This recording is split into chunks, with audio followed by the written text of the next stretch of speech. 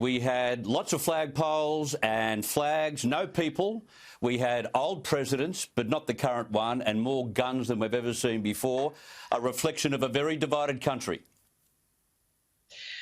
Well, sort of. I mean, it is a divided country, but I don't think you can take that from the fact that there were so many soldiers. That really is the House Speaker Nancy Pelosi just putting on a bit of theatre to stick the shiv into Donald Trump and his supporters. There was no insurrection, no problem today, not even any protesters. So it was total overkill, and I think an insult, deliberate insult to the 74 million Americans who voted for Donald Trump.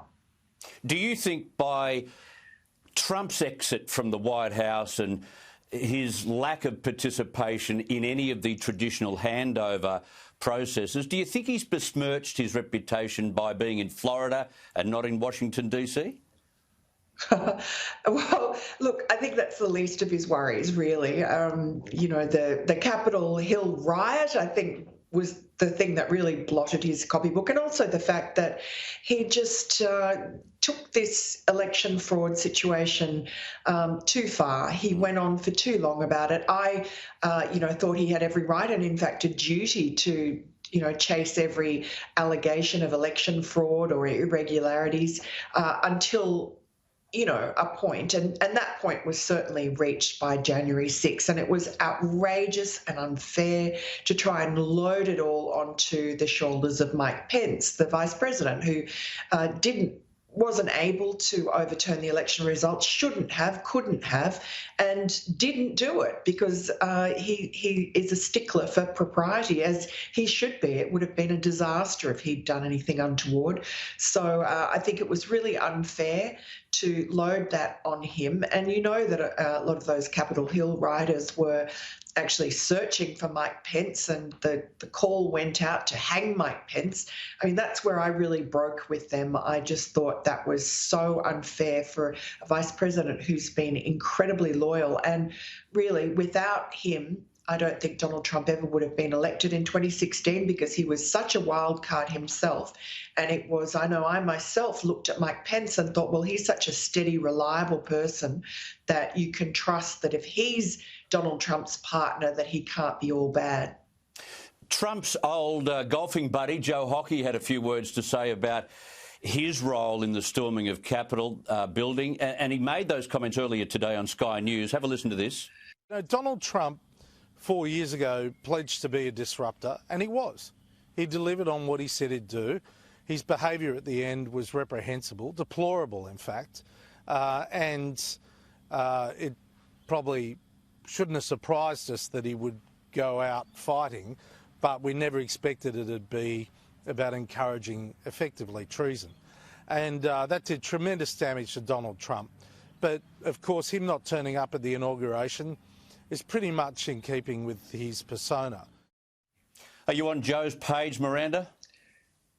Well, I think he's gone a little bit too far to accuse the president of treason or inciting treason. Is just, it's the sort of hyperbole that Washington is going along with. And I think there are a lot of people jumping off the Trump camp because they think that it's in their best interest. And I think you just have to be, certainly as a journalist, you just have to be fair about these things and assess them in a reasonable fashion. And I think that what happened at Capitol Hill in that riot was terrible. It was a few hundred people who went over the top. I think they were whipped up into a fury by not necessarily just Donald Trump. I mean, Donald Trump obviously was the guy that they were following, but he never said anything to them other than go and peacefully and patriotically protest.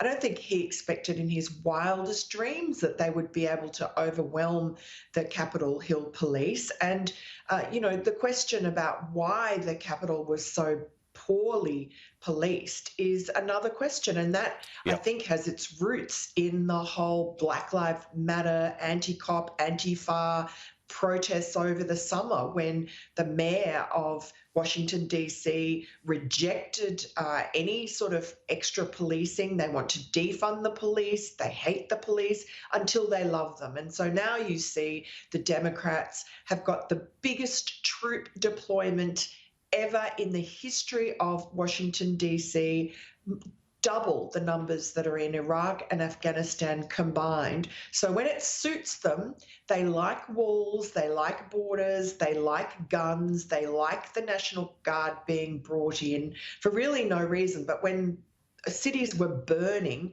back in the summer and the autumn of last year, when it suited them for political purposes, they called Donald Trump a fascist if he tried to call in the National Guard. So I just have no patience for this completely over-the-top rhetoric, which is so unsided, so many double standards.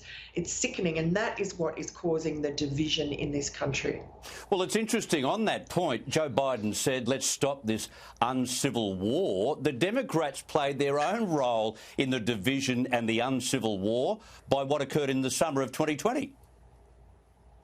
Absolutely. And look, I mean, everybody wants there to be unity. You know, if you know, you want to give Joe Biden a go because this is his first day as president. And so, you know, I've written a column for the Post tomorrow where I pull my punches, but I have to say that his speech was very divided. You know, it was like he had a good angel on one shoulder and a bad angel on the other.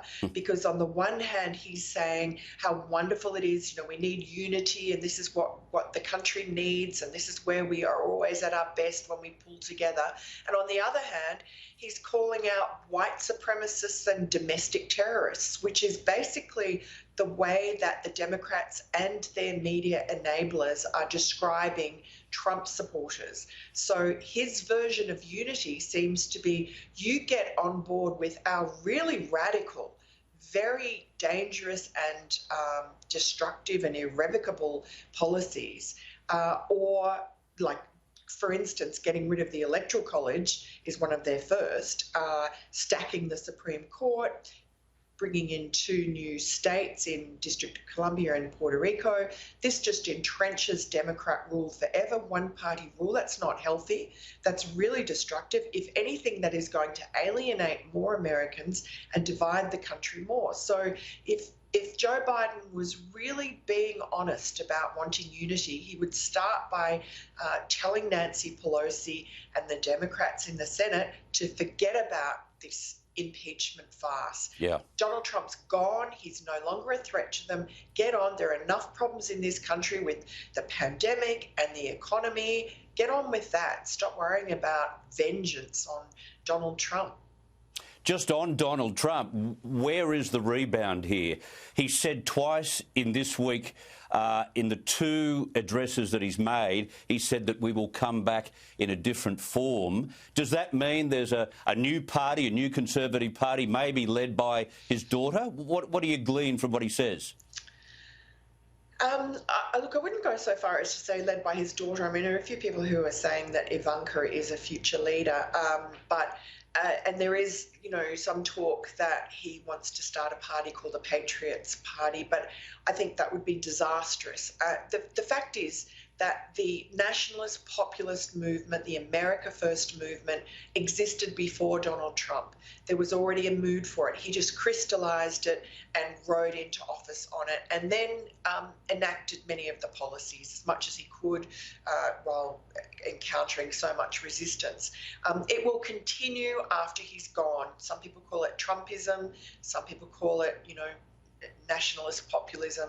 Whatever you call it, it doesn't really need Donald Trump, but he does have this vestigial power over the people who still love him. I think he's probably lost a few followers after what happened after the election, but still he's very popular, and the Republican Party can't win office without his base, and he can't. If he started a new party, they also would not be able to win office without the establishment Republicans. So you'd have a situation where the Conservative vote was split, and again, that would benefit the Democrats. It would be a disaster, and I just hope they don't go down that track. Thank you so much for your time, Miranda Devine. Great to talk to you, Chris, and everyone in Australia. I miss you.